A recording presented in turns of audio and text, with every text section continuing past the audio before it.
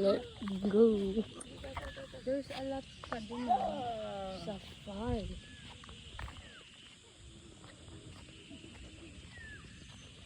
Nakakit ang awan ito. Dalawa ka.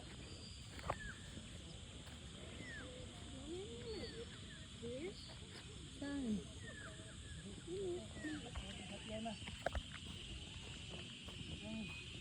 Brown. Ito kambing.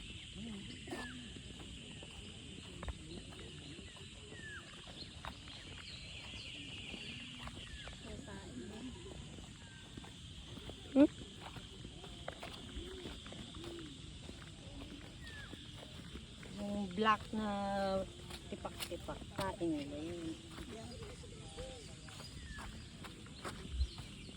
Tsaka yung ano, yung parang sago.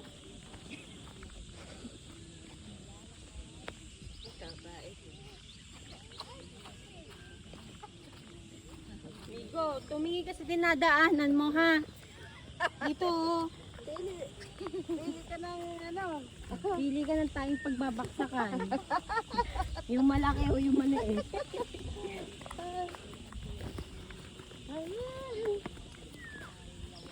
Nakaputi ka pa naman. Nakasaks ka mo. Pinagpauso talaga yan kasi ayaw niya na nadudungin yung paa niya. Malikod din yun. Kaya tingnan mo yung dadaanan mo. Pag tingin mo, baha na pala.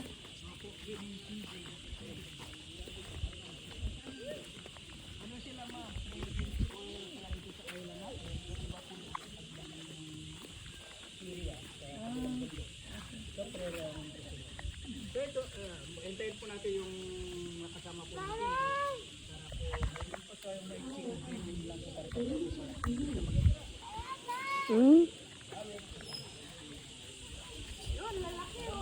Punta tayo sa ano, diba?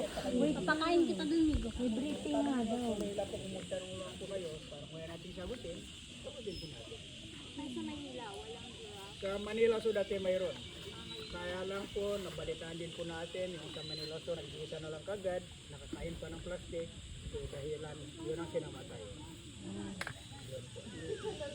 Kasi ito ay is 1977, March 4 dumating po yan dito yung mga African animal natin. Medyo matagal na opo. Yeah, yes, ma'am. Kasi 1977, March 4 dumating po yan dito, 15 days yung travel from Africa. Okay, good morning po sa inyo pong lahat, ma'am sir. Ako nga pala yung maging tour guide po ninyo. So welcome po kayo sa pag-tour po ninyo. Neil po yung pangalan ko. Isa po ako sa nag-tour po dito sa mga turista na mga katulad nyo. Pero ito po yung unang highlight po ninyo. Yan po, magpapakain po kayo ng giraffe. Yan po sa loob ng feeding area. So yung giraffe po natin, mahawakan lang po ninyo pag doon po tayo sa loob. Simula, liig hanggang ulo. Tuturo ko yan sa inyo mamaya. Tapos pagdating natin dito sa open, mayroon po tayong limit distance sa giraffe saka sa zebra. Bali po ma'am, alam niyo po yung sa giraffe natin, may 5 meters po tayo ang distance natin pag sa open po tayo. Yung zebra naman po, 3 meters, background picture lang po yung gagawin niyo dyan. Hindi natin sila piling hawakan, picture lang po yung gagawin po natin. Pero yung giraffe, pag sa loob, hindi natin hawakan yan. Ituturo ko sa iyo kung paano nyo po mahag yung giraffe. Lahat ng giraffe natin dyan, may mga pangalan po sila, sir. Yun, yung mga alpha tayo dyan, yung lalaki, yun, yung alpha na sila sa likod na yan, yan po ay si James Kirk. Yung katayuan po, yung sa tabi na yun, may dalawa na yan, yan ay si Dia, mayroon siyang bagong panganak na maliit din po. Yan naman po yung isa na yun, si Alparo, mayroon din po siyang maliit na baby ngayon. Yan naman yung isa, buntis yun, si Ebon Clark. So lahat sila may pangalan. Alam niyo po, kaya po napiling paglagyan ng African animal ito yung part na ito. Ito po kasi ay spirit sa nila ng Cordoba. Ilan ng baby yung mama yun? May lawak na almost 3,750 hectare for the island. Kaya hindi po sila makapakabila dyan sa minda ng Cordoba. Dito lang po sila umiikot-ikot. Pre-range po sila dito sa island. Ito naman po, yung nakikita nyo yung maliit na mga deer na yan, yan po, yan ay Calamian deer.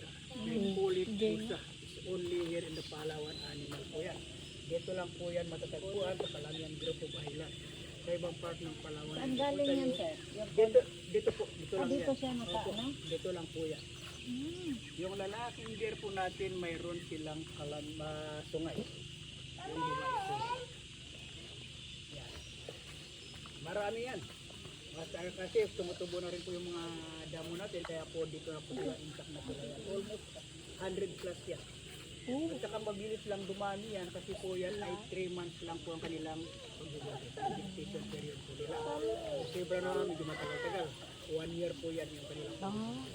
Tagal Pero na. naman po ay 16 to 17 months ang kanilang pagbubuntis.